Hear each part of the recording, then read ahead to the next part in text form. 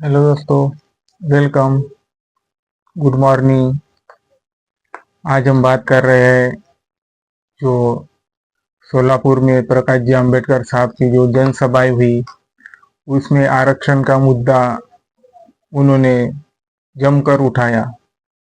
जो आरक्षण है, उनके पहले में जो आरक्षण की शुरुआत हुई थी, वो कोल्हापुर के प्रिंसली स्टेट शाहू महाराज जी ने की थी सन 1992 में, सॉरी 1902 में। जो कि अदर बैकवर्ड क्लासेस है, पिछड़ा वर्ग है, उनके लिए रिजर्वेशन हो कि वो अपहोल्ड हो सके, इक्वेलिटी के लिए कोई गरीब ना रहे, ऐसी सोच हमारे शाहू जी महाराज की थी। फिर 1902 से चलते चलते हुए 1918 की तरफ आते हैं। फिर शाहू महाराज जी ने डॉक्टर बाबा साहब को 750 रुपए दिए थे कि उनकी शिक्षाएं जो थी बैरिस्टर, कि वो लंदन में पूरी कर सके। तो इसके देखते हुए उन्होंने जो अपनी तभी के 750 रुपए, यानी बहुत बड़ी कीमत थी वो। अगर आज हम देखा जाए तो हम विदेश में अगर हमारे बच्चों को पढ़ाई के लिए भेजते हैं तो शायद लाखों रुपए लग जाए, इतने तो भी। तो ऐसी ये रिजर्वेशन की शुरुआत कोल्हापुर की प्रिंस स्टेट शाहू जी महाराज ने की थी कि सभी कि जो सभी कम्युनिटीज है, पिछड़े वर्ग है, उन्हें राज्य में और representation of peoples and legislative assembly में इक्वल अपॉर्चुनिटीज मिले, जॉब एम्प्लॉयमेंट मिले, किसी खास विशेष वर्ग को ना मिले। ये शुरुआत अपने आप में बहुत बड़ी थी। तब तो युद्ध, लड़ाई और अंग्रेजों का ये था, बोलबाला था, स्वतंत्रता संग्राम चल रहा था। उनके बीच रिजर्वेशन की अनाउंसमेंट करना और तटस्थता से खड़े रहना, ये अपने आप में बहुत बड़ी बात है। हमारे रिजर्वेशन की शुरुआत हुई तो कभी कभार हमारी जो कोर्ट थी, सुप्रीम कोर्ट, उन्होंने 2018 में SC/ST एक्ट में कुछ रिजर्वेशन के प्रावधान किए। फिर उसके बाद भारत बंद की पुकार कर ली। कुछ संगठनों ने रिक्वेस्ट की कि ये मतलब जो एट्रोसिटीज एक्ट है, उन्हें भी इंजर्ड करने वाला प्रावधान है। तो सुप्रीम कोर्ट ने वो जजमेंट डायल्यूट कर लिया।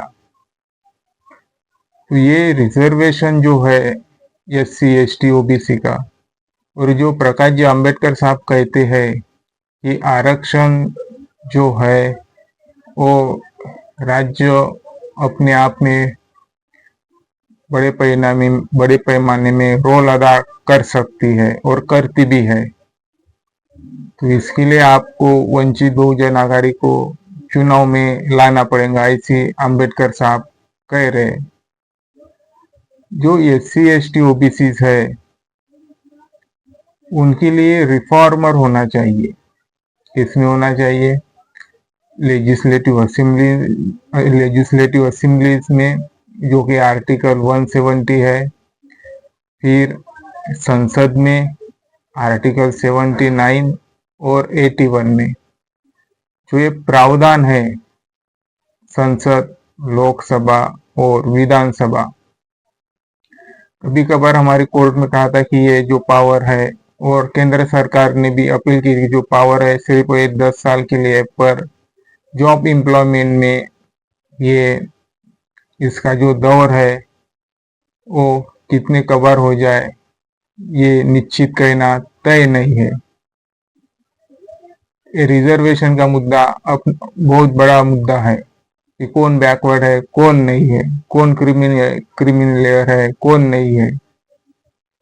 क्रिमिनल का मतलब, अगर एक बार आपको नौकरी मिल जाती है तो आप उससे वंचित किए जा सकते हो, क्योंकि फिर आपकी इनकम बढ़ जाती है ना, आपके पास पैसा आ जाता है, तो फिर जिनके पास नौकरी नहीं है उनको नौकरी मिले, जिनके पास प्रतिनिधित्व नहीं है, संसद में कहो, विधानसभा में कहो या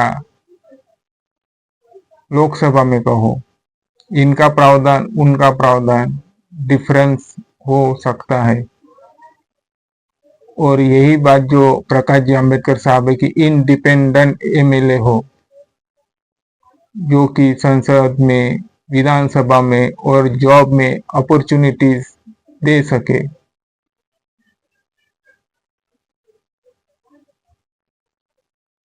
क्योंकि अभी जो दौर चल रहा है उसमें अनएम्प्लॉयमेंट रेट बहुत बड़ा रोल अदा कर रहा है, क्योंकि बहुत से बच्चे बच्चियां, लड़के लड़कियां जॉब से परिचित है, जॉब इम्प्रूवमेंट करे।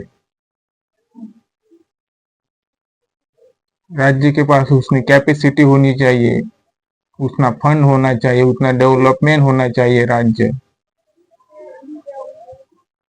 कल ही हमें एक आदमी ने कहा हमें देखना पड़ेगा, जो रिजर्वेशन है वो अपने आप में बहुत बड़ा मुद्दा है। राज्य को पावर दे चुकी है सब रिजर्वेशन में, सब कैटेगरीज में।